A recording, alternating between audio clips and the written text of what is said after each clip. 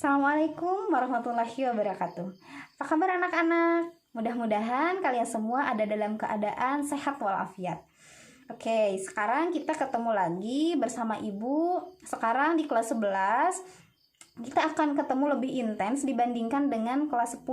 Karena di sini kita akan ketemu di dalam 3 mata pelajaran. Salah satunya ini yaitu mata pelajaran Praktikum Akuntansi Lembaga Pemerintah. Di dalam mata pelajaran Praktikum Akuntansi Lembaga Pemerintah, kita akan membahas segala sesuatu yang berkaitan dengan akuntansi pemerintah. Nah, kenapa sih mata pelajaran Praktikum Akuntansi Lembaga Pemerintah ini disisipkan oleh pemerintah?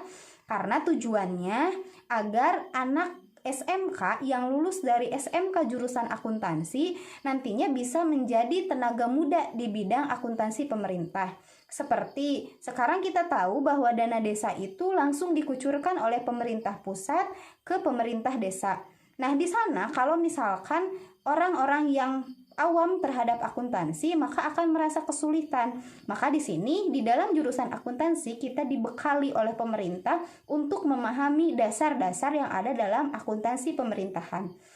Oke, sekarang Ibu sedikit bedakan dulu apa perbedaan dari akuntansi pemerintah dengan akuntansi keuangan.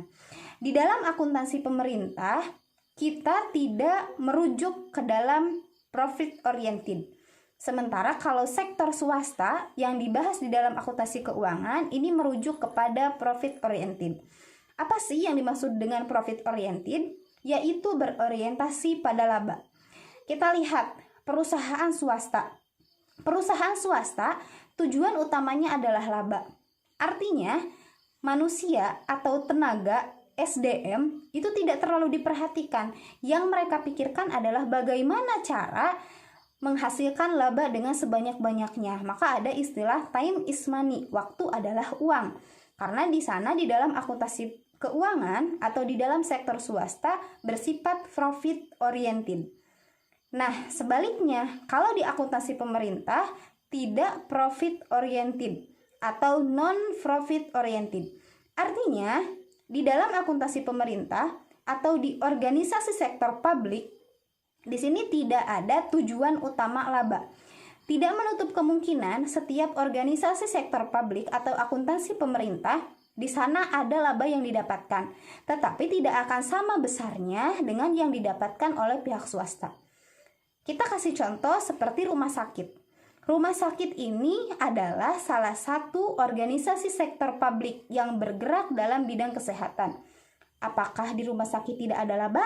Tentu ada, tetapi tidak akan sebanyak di perusahaan, tidak akan sebanyak di PT, tidak akan sebanyak di pabrik-pabrik.